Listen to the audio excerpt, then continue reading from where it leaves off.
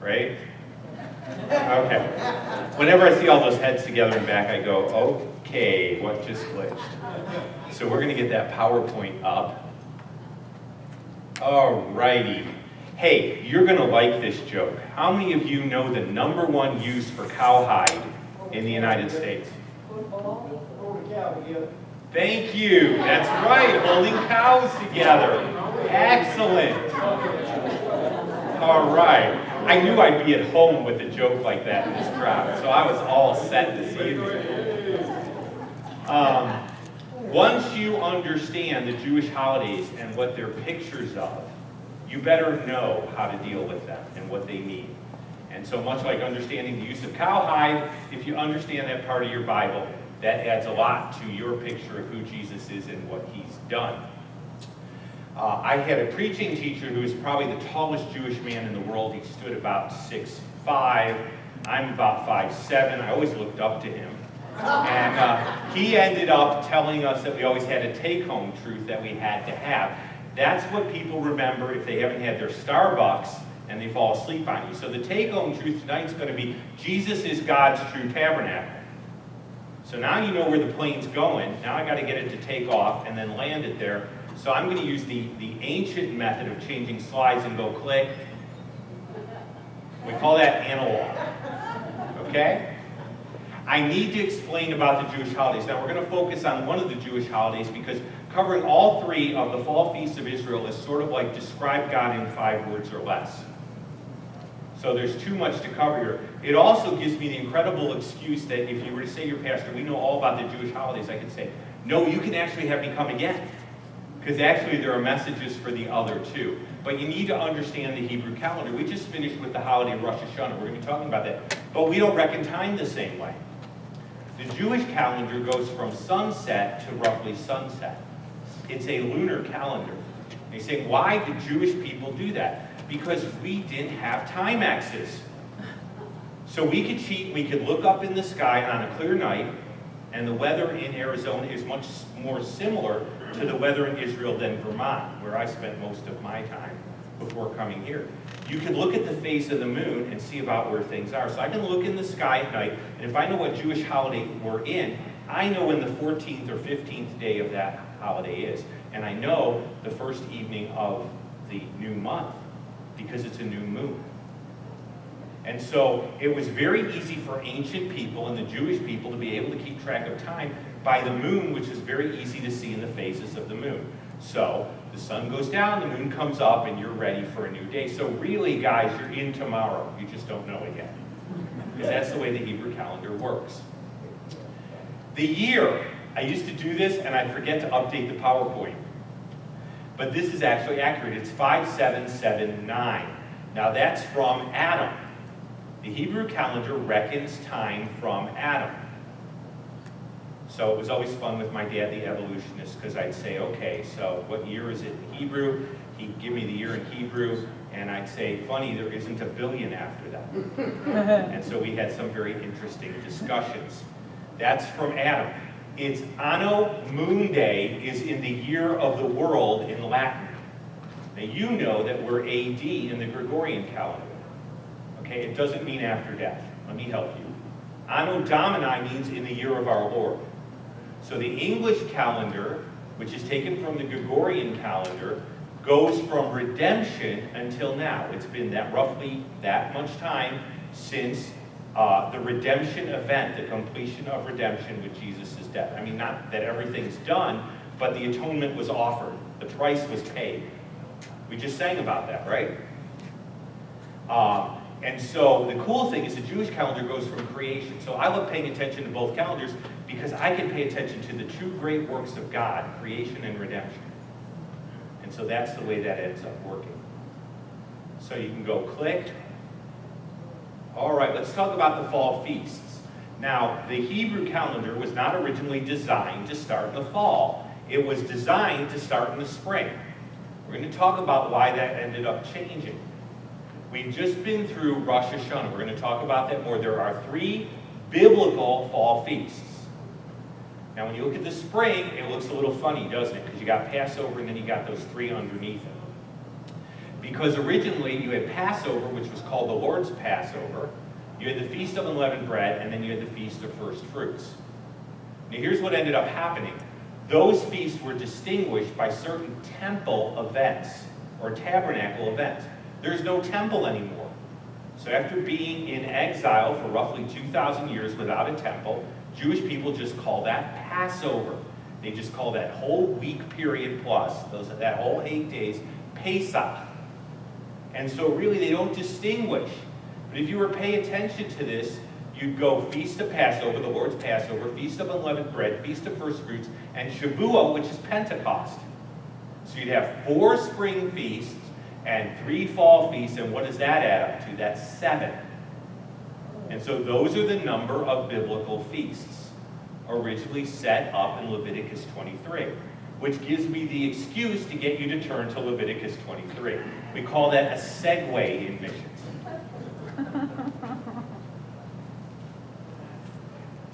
That's the calendar chapter. Now here's one of the great things about your Bible. Okay, this is a hardbound, right? It's really a library of books. We call it the canon. And each book in the canon serves a unique purpose to be part of the big story. And when I talk about my role in Chosen People, you'll kind of get how the big story really jazzes me. Because I'm all about the big story. But here's the thing. Leviticus was the manual for the priests, and it told the priests what they were supposed to do and how the people were supposed to conduct themselves in relation to the sacrificial system as individuals and as a corporate group. So it's a priestly manual. That's why you don't see a lot of history in Leviticus at all. Okay? Genesis told the children of Israel, how did we end up in Egypt and where did we come from? How did we get here? Okay? So you had Exodus, that's from Egypt until the period of time where they end up not going into the land. That was called a big 40-year mistake.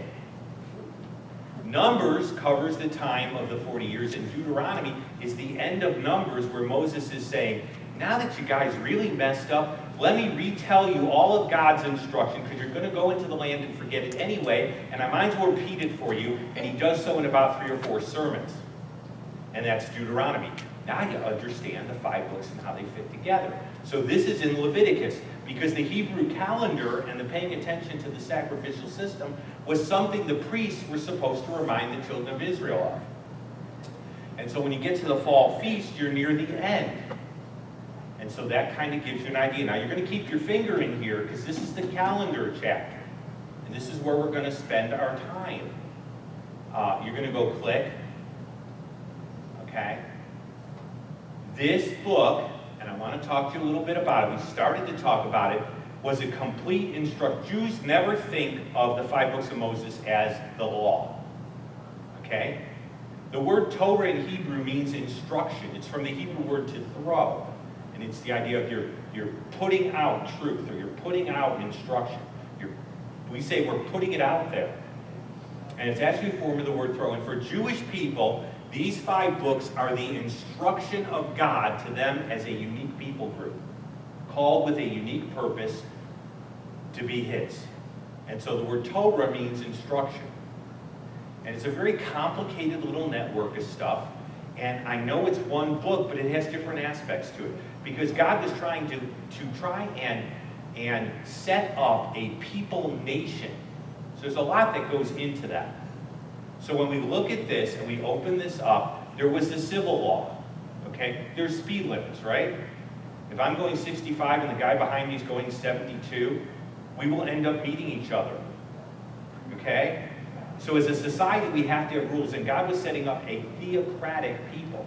And so the civil law told people how they were going to relate to each other in a society, in a community. Much like our civil laws do. Now, it's still part of the Torah, but that's the civil aspect. Okay? Now you have the ceremonial. That's where we're going to be spending a lot of our time. Okay? That had to do with pictures of truth related to who God was and how He relates to human beings. And there are ceremonies that picture that truth. So He gave them kind of to-do pictures, almost like a coloring book. Okay? That they could color on and learn about Him. And that was basically what that was about. And then you had the moral law. And that was how I'm to conduct myself as an individual in order to reflect God. Now, there's a lot of overlap here. I'll give you a secret. I still can't kill, and I still can't steal, because a lot of that moral law happens to be carried into the law of Christ. Because God's character hasn't changed. So it makes sense if I'm going to reflect him that there's certain things that I still shouldn't do, like steal and kill. That would still be true.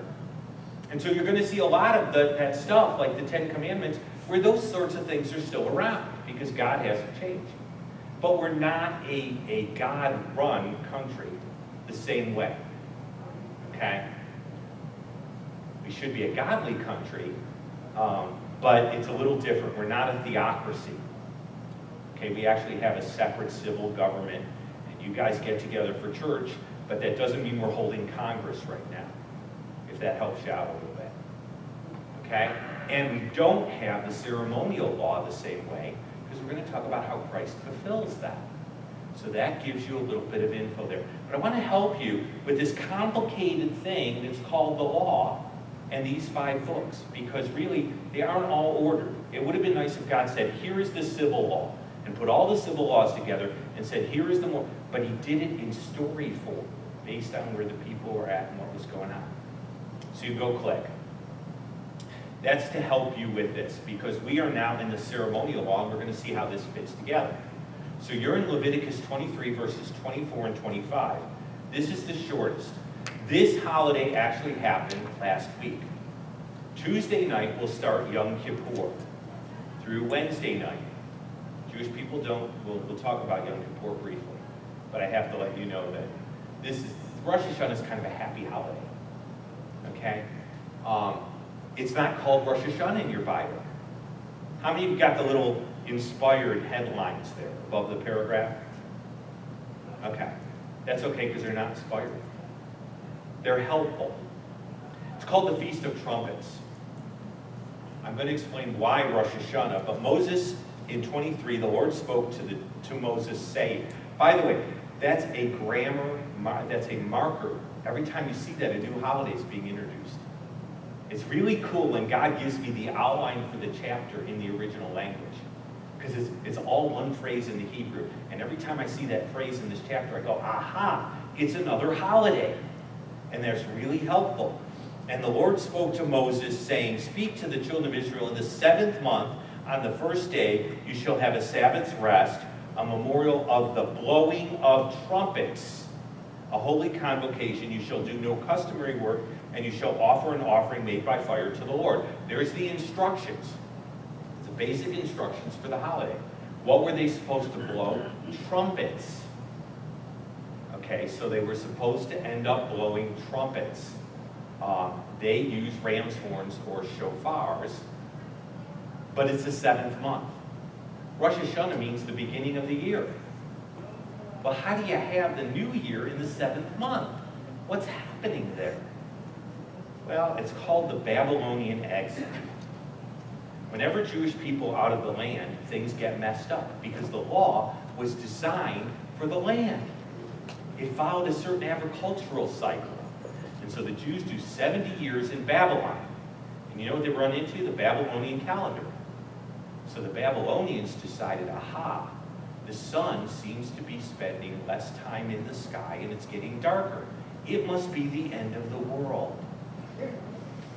We must be getting ready for a new start. And so they put their new year in the fall. We're getting ready for a new start. And so they viewed that time differently. Well, the Jews had to do Babylonian calendar to turn their taxes in on time. I'm being a little facetious. They had a little humor. And they had the Hebrew calendar, and they were stuck with both of them. And so they did 70 years in Babylon. They came back. What did they have? Now they have 2 calendars. Well, that's a real pain in the neck, isn't it? They merged the civil and religious calendars. So Rosh Hashanah, which is the Feast of Trumpets, which is Yom Teruah in Hebrew, got known as the beginning of the year. So Jewish people are the only people on the face of the earth that have their New Year's in their 7th month. Isn't that bizarre? They were supposed to have redemption be the first. Passover was the first of months. And so you can see a little time in Babylon near Iraq, and you're like all messed up for like the rest of your life, because that's the way it works. Let's go click. Okay? The shofar, you're going to see a picture of. It's a ram's horn. It's always curved. Why in the world a ram's horn? It's tied to the binding of Isaac. Now, for Jewish people, they tie themselves to the story. My keeping or my relationship with God is connected to the people, and the people are connected to God. We call it covenant nomism. And the way they thought of themselves is, I'm part of them, they're part of me. If I stick with them, when they get, I get. So it's a connectedness there. And so the story is what's important. And so they go back to the story and look, God replaced Isaac with a ram. The ram was caught in the thicket by its horns. We'll take this ram's horn and blow it in front of God to remind him of his covenant every year. Look, God, this should remind you of your covenant. See the ram's horn? This reminds you of the promises you made to the people, and I'm part of the people, so these are promises that connect to me. And so they blow a ram's horn. Now, I got to tell you, there are weird little stories that your Orthodox grandfather tells you that really end up being cool when God gets a hold of them. He told me that when Messiah came, I should listen for the sound of a shofar or a trumpet. I'm not going to take you to Thessalonians, but I could spend some real time there and talk about the trump of the Lord. I'm going to go click, because hopefully there's a picture of a ram's horn. There you go. That is actually from an ibex, which is sort of like a ram on steroids. It's an antelope, but you're allowed to use the antelope one. And that's for people who have more air than I do. I actually have a friend who can actually play it like an instrument. I didn't do trumpet in school, so when my lips vibrate, they kind of tickle. I haven't quite mastered it yet, but that's what the ram's horn looks like. Now, there's several things you don't do during Rosh Hashanah. It always has to be a ram's horn, not a cow's. Now, why wouldn't you want a cow's horn? Cows are plentiful. Because of the golden calf. The last thing you want to remind God of as he's getting ready to start your new year is, oh Lord, remember that really lousy time of idolatry? We just wanted to remind you how sinful we are and how we totally disgraced you. So here's a cow horn just to stick this in your face. So we don't do a cow horn because we want God to remember his covenant. You don't want to remind him about the golden calf. That was a total disaster. Why is it curved? Rabbis say it's curved because that represents humility, bowing. And so that's why that's there. There are different sounds made on it. They're complicated. They're done in a series. That's for a message on Rosh Hashanah. I'm just going to keep you moving. So go click. Yom Kippur. We're not going to take forever. There is such a cool stuff about understanding what the Day of Atonement is, according to the Epistle to the Hebrews, and what it isn't. Okay? And what the tabernacle really did and what the sacrifices really did. We're not going to do that because we're moving towards Sukkot. Why did I pick Sukkot? Because all these other holidays move towards God dwelling with his people. Okay, you got his gathering, you got atonement being provided, and then God dwells with his people. This is all building for something. So I'm taking you to the finale tonight, to the last scene in the play. But let's go click. Okay, I have the verse up there in case you don't want to pull out your iPhone or anything else. But that really covers 26 through 32. Now remember, Rosh Hashanah was the first day of the 7th month. This is the 10th day of the 7th month. This starts Tuesday night. It shall be a holy convocation. That's, you're setting this time apart. You're not doing your normal stuff. Give up on doing your normal stuff. You're getting together. This is a holy convocation. You will afflict your souls and offer an offering made by fire to the Lord. That would be a burnt offering. You shall do no work on the day, for it is the Day of Atonement, to make atonement for you before the Lord. If any person who is not afflicted in soul on that day shall be cut off. By the way, that means executed. Not celebrating Yom Kippur carried a death penalty. Cut off means cut off from the land of the living. You are not going to mess it up for everybody and bring God's judgment on the community. You are going to do this because we're a group and we all could suffer. If any person, so you've got that person who does not work, does any work on that day, that person I will destroy from among the people. This is like obligatory. You shall do no manner of work. It shall be a statute forever through your generations in your dwelling. It shall be a Sabbath. Oh, okay. I thought that was mine. You are perfectly free. You shall afflict your souls on the 9th day at evening. From evening to evening you shall celebrate.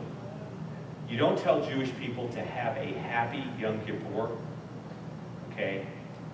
You wish them, a good year. The reason is have a happy Yom Kippur is like have a happy no food or water, although they don't really do the water stuff so much in the desert, because you can kind of dry up and go away. The rabbis added water to the afflict your soul. Okay? But it's sort of like happy, make yourself miserable for 24 hours.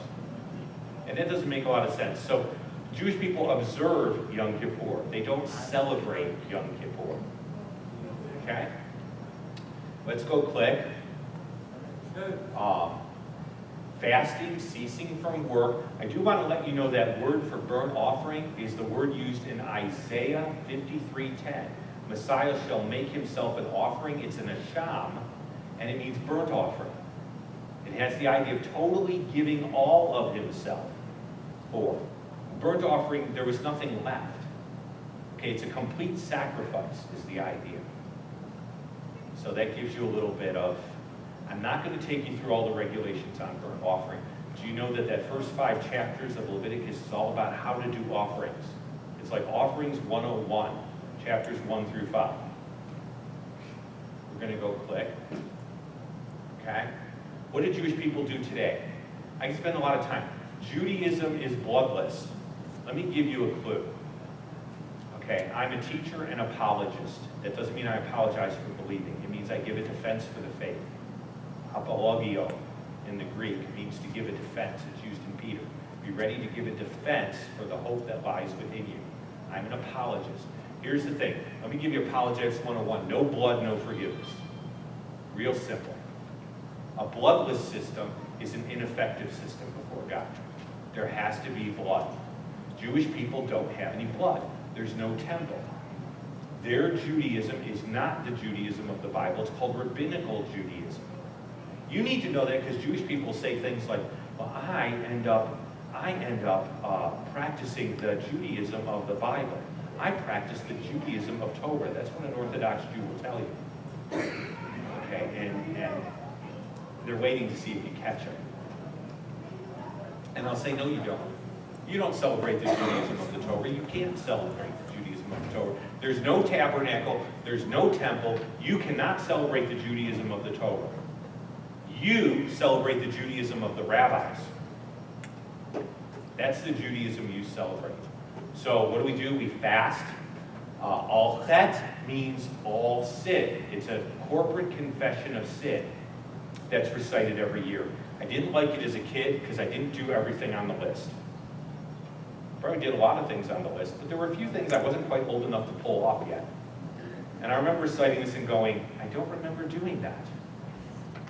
But it's a corporate thing that's done, and then there's something called Kol Nidra. Kol Nidra comes from the Middle Ages, when there was forced conversion. Now, genuine conversion, genuine regeneration, and acceptance and genuine salvation is what we want for Jewish people, right? But this was kind of like we stab you in the back if you don't bend and kiss the bishop's ring and confess. And so Judaism came up with what's called Kol Nidra to deal with forced conversion. You know, I don't like Kol Nidra. It says every promise I made during the year is all null and void so I can break it. I sort of don't like that. It doesn't help with promise keeping. So I'm not real big on Kol Nidra. You can go click. Now let's talk about where we are, okay? Now that was to give you a feel. God calls the people out, Rosh Hashanah. That ram horn blows, you gather, okay? God provides an atonement system for his people so that he can end up being with them, and his intent is to dwell with his people. That's where this is all going. So let's talk about Sukkot. Let's go click. This is a big, long thing, okay? Here's what you need to know. You went from the first day of the 7th month to the 10th day of the 7th month. That's Tuesday night through Wednesday night. And then you have the 15th day of the 7th month. So 5 days later, you're into the Feast of Tabernacles. Sometimes it's called the Feast of Booths, but I knew one pastor who kept saying booths every time he said booths, and so let's avoid the whole mispronunciation thing and just go with Tabernacles. 7 days, you will see that there's an offering made by fire. There's always an offering. The ceremonial law is tied to the temple and to the tabernacle. Okay? No customary work. The first and the 8th day are special. There's a big thing about the 8th day because water was poured. And when Jesus says, I am the living water, there's a reason. He does it on that day. So you can tie John into the Jewish feasts. And he's always using the holidays to say, you know what that was? I'm it. So it's really kind of cool with John. And so you have a burnt offering, you have a grain offering, and you have a series of offerings. So this gets real interesting because all those offerings actually add up each day to 70 offerings, roughly. And there's a whole thing about that. You can go click, because there's more. Okay? It's a Sabbath rest. There are additional directions. There are 33 and 34. You shall take the fruit of beautiful trees, the branches of palm trees. We have palms out here, right? You have the boughs of leafy trees and the willows of the brook. And I've actually seen a few willow trees around. You'll always see them near rivers. They're high water guzzlers. Okay? Those were the trees that grew in the land. So you're going to take the trees that grow in the land and this fruit that grows in the land, and you're going to wave them before the Lord, and you're going to celebrate them, and you're going to dwell in booths or little tabernacles. I was careful. For a period of days, and all who are native Israelites shall dwell in these structures throughout your generations. Why? That you may know that I made the children of Israel dwell in these temporary structures around the central tabernacle when I took you out of the land of Egypt. So Moses declared to the children of Israel the feasts of the Lord, because this is the last one in that 7 biblical feasts. Now, what does a booth look like? Well, you can go click. There you go. Those are designed to be temporary. This is the one holiday I didn't celebrate growing up. My dad was an accountant, not a carpenter. And this was in the days before we had the cool prefab Sukkot, before technology. Now you have the prefab one, so like anyone can build one. Okay, but in those days you actually had to know something. It's held together with rope, and the roof is always open so you can see the stars. Now in the Northeast you can sleep in these things. You always take a meal or two in them, even if you can't sleep. I don't recommend that in Arizona. This is like non-AC. It's not comfortable, okay? You're not going to get much sleep. What you see next to that are the boughs of the green leafy trees, the willows of the brook, and the palm. The boughs of goodly trees is understood as myrtle. The little fruit there is called an etrog. It's like an Israeli lemon. They're actually edible. They taste a little different. And we call those the 4 species. Okay? Now, we haven't really invested in one. I really should so I can bring it to churches. They're a little pricey. Okay? And to get the ones from Israel, there's like a markup. And so we haven't quite done that. But that's what we're talking about with Sukkot. And so that's what's coming up. Now, the idea is those little structures are temporary. And so the children of Israel were reliant on the Lord while he dwelled with them. They were in the flimsy structures, dependent upon him, who dwelt in the middle of them for protection and provision. Kind of a neat little picture. And that's why Paul uses terminology like his earthly tent. He's waiting to shed this earthly tent, this temporary structure that isn't really all that sturdy. I'm now like 57, and I'm learning it's becoming less sturdy as I get older. So, you can go click. Okay? So let's bring this home as we start to deal with this. Where did God and man used to meet? In the garden. Good. That's what that's there about. The reason I took 3 is because God goes to meet with them in the cool of the evening, and guess what? They're hiding. See, before that, they weren't hiding. Something had happened there. We call that the fall, right? But here's the cool thing. I used to read that and go, oh, that means like God kind of like, put up a pretty sky and was a glowing cloud. No, I think the second person of the Trinity used to like do visits in the cool of the evening. So where was the first tabernacle where God met man? The first tabernacle with God where God met man was called the garden. But then we fell, right? So let's go click and see where the story goes.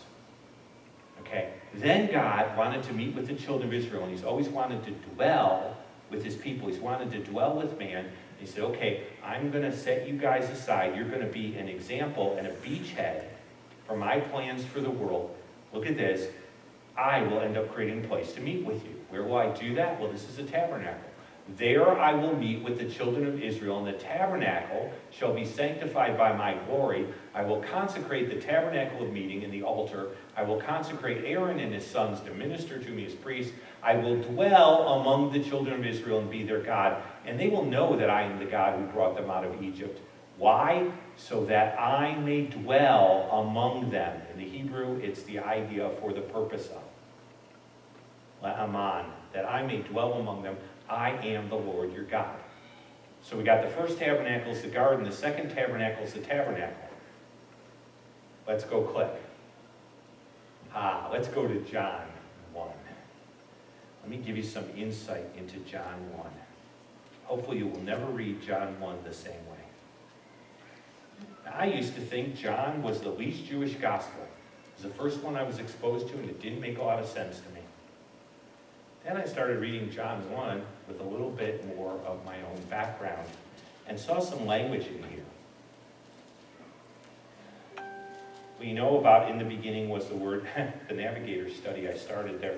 But if you go to verse 14, the word became flesh and dwelt among us, and we beheld his glory, the glory of the only begotten of the Father, full of grace and truth. Dwelt among us. You know what? The Greek word is shekhinah. It almost sounds like a translation of the Hebrew verb to dwell, shekan. And it literally means to tabernacle. And when you take the Greek translation of the Hebrew Old Testament, we call that the Septuagint. I love spending time there. And you look up every verse that has dwelling with the Hebrew verb shekan, it's the Greek shekhinah. So it's literally the Greek word used there means to tabernacle. That's why some of your old versions will say, and he tabernacled among us. Now, let me kind of sew this up for you a little bit because we're following the big story. The first tabernacle is the garden, but man falls. The second tabernacle is God sets a beachhead up, and he sets a tabernacle that he might dwell with the children of Israel as a picture of what he eventually wants to do with humankind. Humankind that has ended up in a fit position to dwell with him. Okay? And then finally, there's the ultimate, Jesus, our tabernacle, who tabernacles and dwells with us. And so Jesus is the meeting place where